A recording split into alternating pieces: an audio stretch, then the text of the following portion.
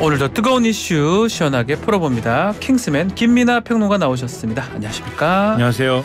정치권 키워드 첫 번째 뭡니까? 부동산 투기 공천 취소입니다. 네, 민주당 이영선 후보 이야기입니다. 지난 토요일 밤늦게죠. 더불어민주당이 세종갑 선거구에 이영선 후보 공천을 취소를 했네요. 그렇습니다. 부동산 갭 투기 의혹 그리고 이 내용을 당에 재산 보유 현황 등을 허위로 제시했다. 그래서 공천 업무를 방해했다. 당원과 당규를 위반한 중대한 해당 행위다. 이렇게 판단했다라는 등의 내용인데요. 그러니까 지금 이것을 토대로 해서 이러한 내용을 토대로 해서 제명을 하고 공천 취소를 전격적으로 결정했다라는 내용입니다. 중앙선거관리위원회 이 총선 후보 재산 공개에 대한 내역을 따르면 이영선 후보는 배우자와 아파트 4채, 오피스텔 6채, 상가 1채, 임차권 1건 등에 약 38억 원 정도 가액의 부동산을 소유하고 있다라고 신고를 했습니다. 그런데 배우자와 합해서 대출 6건 그리고 임차 보증금 10건 등의 채무 37억 6,893만 원을 함께 신고를 했거든요. 그러니까 38억 원어치 지금 부동산을 갖고 있는데 채무가 37억 6천억 원인 겁니다. 그러면 이게 부동산 가액만큼 채무가 있는 거니까 그만큼 채무네요. 전형적인 갭투기 아니냐. 갭투기. 이렇게 볼 수 있는 대목이 일단 있는 거고 그러면 이러한 내용이면은 이게 갭투기를 엄청난 규모로 한 후보자인데 어떻게 공천을 받았을까. 그러니까요. 이런 의문이 제기될 수 있는 건데 확인을 해보니까 민주당의 이분이 애초에 공천 과정에서 나는 재산이 이만큼 있습니다라고 신고를 할 때에는 이 내역 중에 아파트 2채하고 상가 1채 보유 내용만 제출을 했다는 겁니다. 그 중에서. 그렇죠. 예. 그러니까 이 공천 심사 과정에서는 당의 입장에서는 뭐 압수수색을 할 수 있는 것도 아니고 이 재산 내역을 후보자가 제출한 거를 토대로만 사실은 심사를 하는 거잖아요. 네. 그런데 그걸 토대로 공천을 준 다음에 나중에 중선관위에 실제로 신고한 거랑 비교를 해봤더니 이런 차이가 드러났다라고 해서 이거는 그러면 당의 허위 정보를 준 것이기 때문에 이거는 용납할 수 없다. 이런 이유로 이제 공천을 취소했다라고 보시면 되겠습니다. 그렇지만 선관위 후보 등록이 끝났습니다. 그 이후에 공천 취소된 사례가 찾기가 어려운데 사실상 한석을 잃는 거 아니겠습니까? 이재명 대표의 결단 이후 양평 땅 개발 의혹을 받는 또 동작갑의 장진영 국민의힘 후보 압박용이다 이런 얘기가 있어요.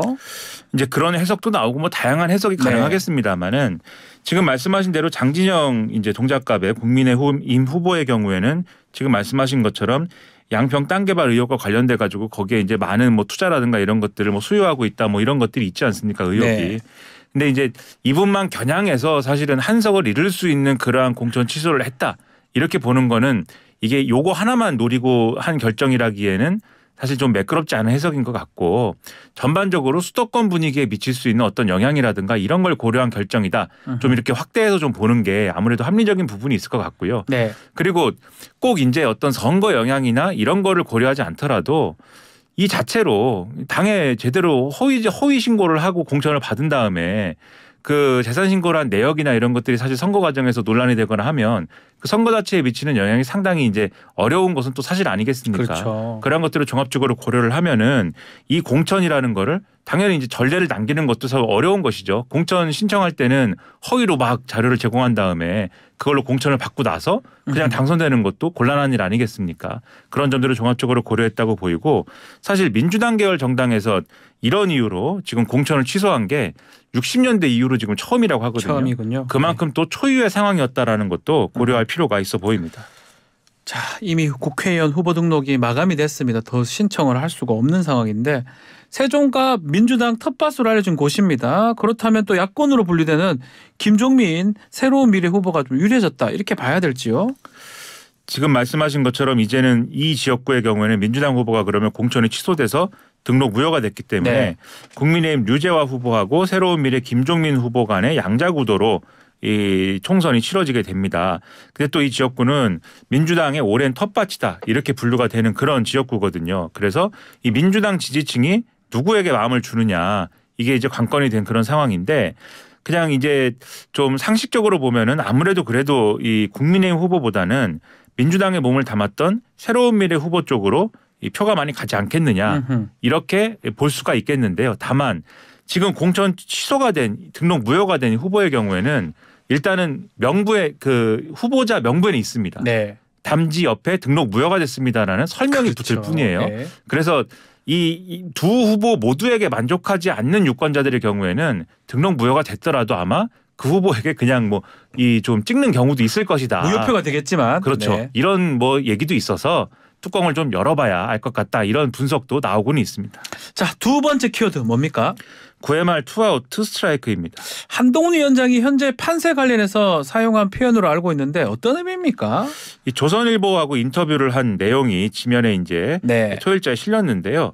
총선 상황과 관련돼서 비대위원장을 맡았을 때처럼 여전히 9회 말 투아웃 투 스트라이크라는 마음, 선거운동이 이제 시작된 만큼 흐름이 달라질 수 있다. 뭐 이런 얘기를 했다라는 내용인데 네. 그만큼 상당한 위기감이 있는 상황에서 절박한 마음을 잃지 않고 뭔가 선거운동을 해나가겠다 이런 결의를 보여준 그런 발언이다라고 볼 수가 있는 상황입니다. 야구 또 비유를 또 하셨는데 사실 투아웃 9회 말 투아웃 투 스트라이크는 위기이기도 하지만 그냥 끝나는 상황이거든요. 지면 여기서 그렇죠. 못하면 공 하나로 공 끝나는 하나로 마무리되는 그렇죠. 뭐 전광판이 꽉 차 있다 이렇게 표현하는데 아마 그런 마음을 표현한 것 같습니다. 윤석열 대통령과의 갈등설에 대한 입장도 밝혔네요. 그렇죠. 사실 이게 9회 말 투아웃 투 스트라이크라고 하면은 그걸 만든 사실 요인은 뭐냐라고 네. 할 때 최근에 언론 보도를 쭉 보면은 결국은 이제 그 전까지는 좀 흐름이 괜찮았는데 이 소위 말하는 이제 용산발 리스크 때문에 많이 이제 국민의힘 후보들이 사기가 많이 떨어졌다. 네. 이런 진단이 제가 하는 얘기가 아니라 보수 언론에도 쭉 나오고 오늘도 사실은 그런 진단들 나왔거든요. 네. 그러다 보니까 이게 조선일보 인터뷰인데 조선일보 인터뷰 과정에서도 이 부분을 물어볼 수밖에 없는 거 아니겠습니까? 그래서 물어봤습니다. 그랬는데 한동훈 비대위원장이 이렇게 답을 했습니다. 대통령님과는 굉장히 오랫동안 신뢰관계 유지해온 사이다. 그리고 그 신뢰관계라는 거는 서로가 의견이 다른 경우가 많았는데 서로 의견을 존중하면서 자신의 의견을 상대에게 강요하지 않았기 때문에 이어진 것이다. 그래서 대통령님이나 또 한동훈 비대위원장 자신이나 중요한 공적 임무를 맡은 사람이고 각자 공적인 역할을 사명감을 가지고 최선을 다하면 되는 것이라 생각한다. 이렇게 답을 했거든요. 네. 그러니까 이견이 있더라도 서로를 존중하면서 가겠다. 한쪽의 입장을 따르지 않는다.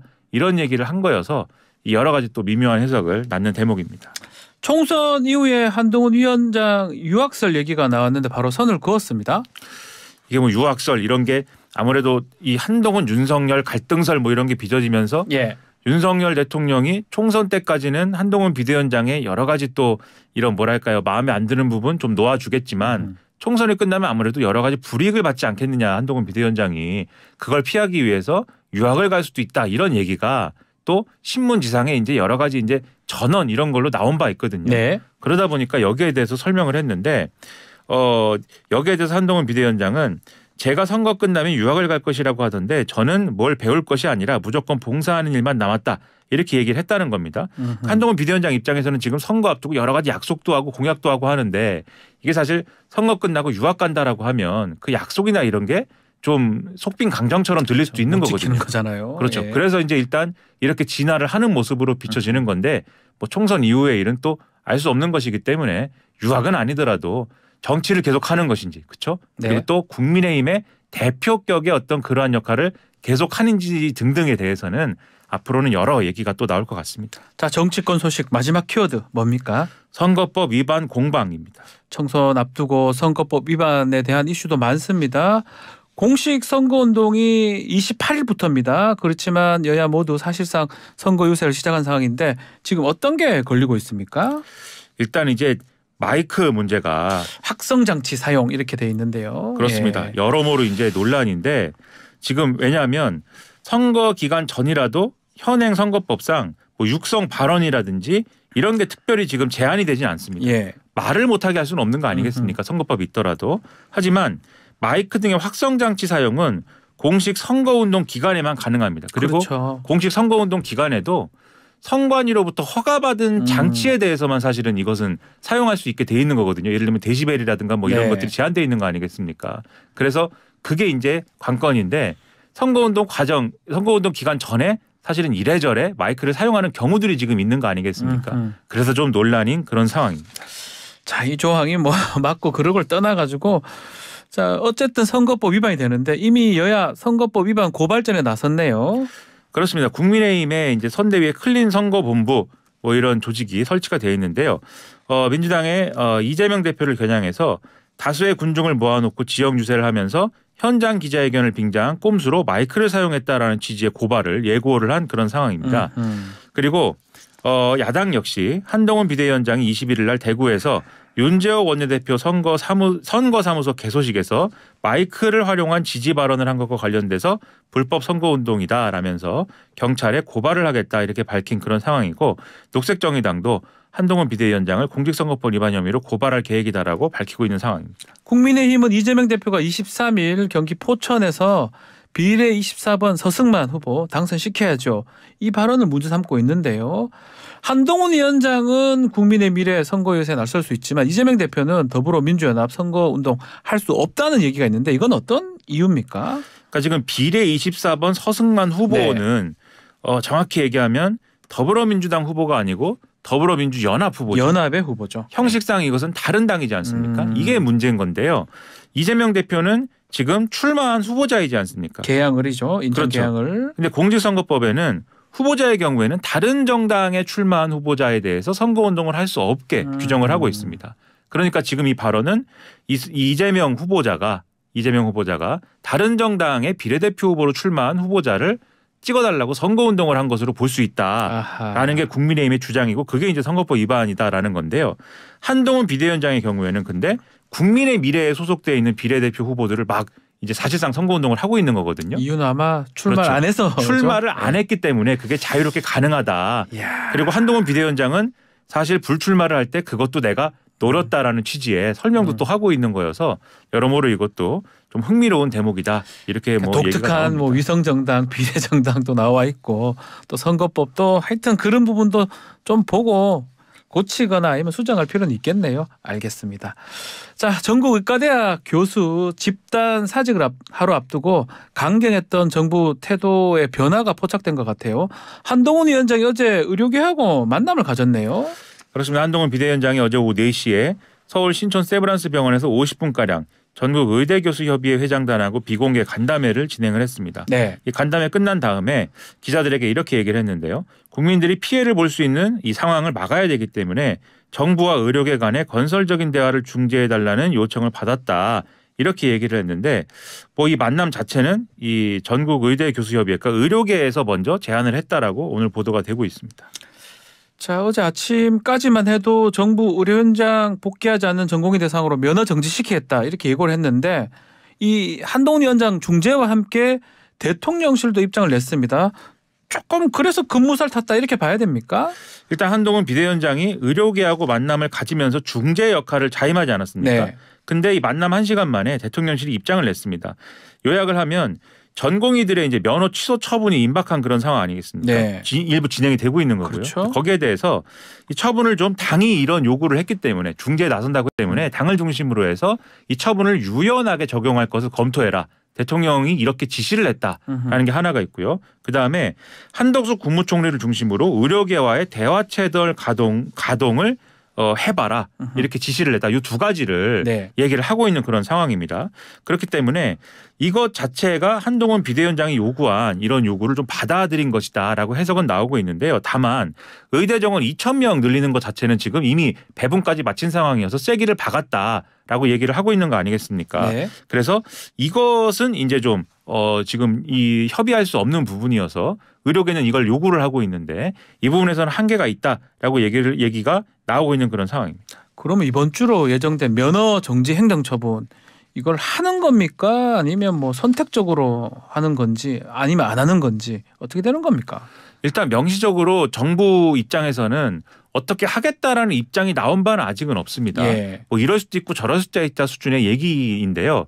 근데 독특한 거는 한동훈 비대위원장이 의료계하고 만남을 갖기 직전까지도 바로 직전까지도 일요일 아침까지도 정부는 방송 등에 나와서 정부 인사들이 이거는 타협의 여지가 없다라는 듯한 그러한 취지의 이제 입장을 계속 얘기를 하고 있었거든요. 예. 그러다 보니까 대통령실이 갑자기 이렇게 지시를 한 거에 대해서 오늘 한겨레 신문이라든가 이런 보도를 보면은 다소 정부도 당혹스러워하는 기류가 읽힌다.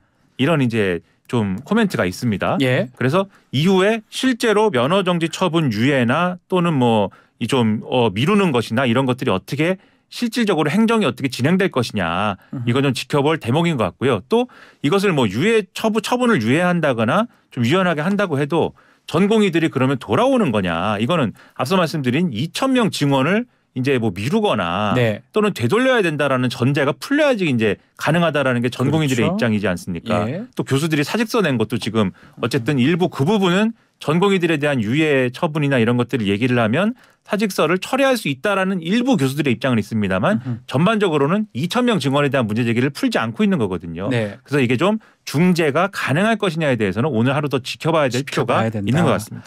자, 국제 소식도 좀 알아보겠습니다. 러시아 충격에 빠졌는데요. 지난 금요일 모스크바 공연장에서 무차별 총격 테러가 발생했죠. 그렇습니다. 이 러시아 모스크바 서쪽의 크로커스 시티홀 공연장 테러가 발생을 한 건데요. 무장괴한 최소 4명이 공연장에 난입을 해서 청중 6천여 명을 향해서 자동소총으로 무차별 총격을 가한 사건입니다. 그리고 최소 2차례 폭발물이 터져서 화재도 발생했는데 사망자 수는 최소 137명, 부상자는 180명 이상으로 집계가 되고 있는 그런 상황입니다. 20년 만에 최악의 테러로 꼽히고 있습니다. 용의자 검거가 됐습니까? 일단 외신에 따르면 러시아 당국은 이번 테러 핵심 용의자 4명을 포함해 모두 11명을 검거한 상황인데요. 용의자들은 러시아 시민은 아니다라고 보도가 되고 있는 상황입니다. 예. 러시아 관영 언론 보도를 보면은 체포된 용의자들 모두가 러시아어를 매우 서툴게 하고 있다고 하고 또 이 가운데 한 명은 통역을 통해서 타지크어로 진술하고 있는 상황이다라고 보도가 되고 있습니다. 일단 테러 배후로 이슬람 테러 단체 IS가 지목이 되고 있는 상황인데 맞습니까? 일단 이 IS가 텔레그램을 통해서 자신들의 이제 소행이다라고 주장을 하고 있다라고 하고요. 구체적으로 IS도 여러 가지 갈래의 이제 단체들이 있는데 IS 호라산이라는 이제 단체가 있습니다. 네. IS의 호라산 지부라고 불리는데 이 단체가 배후일 가능성이 상당히 이제 분명해 보인다라고 외신은 보도를 하고 있고요.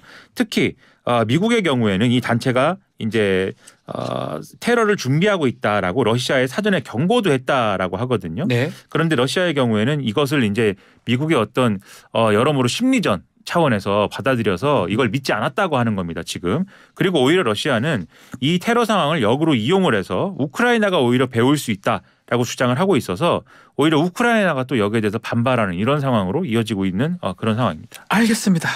자, 오늘 킹스맨 여기서 마무리하겠습니다. 김민하 평론가 감사합니다. 고맙습니다.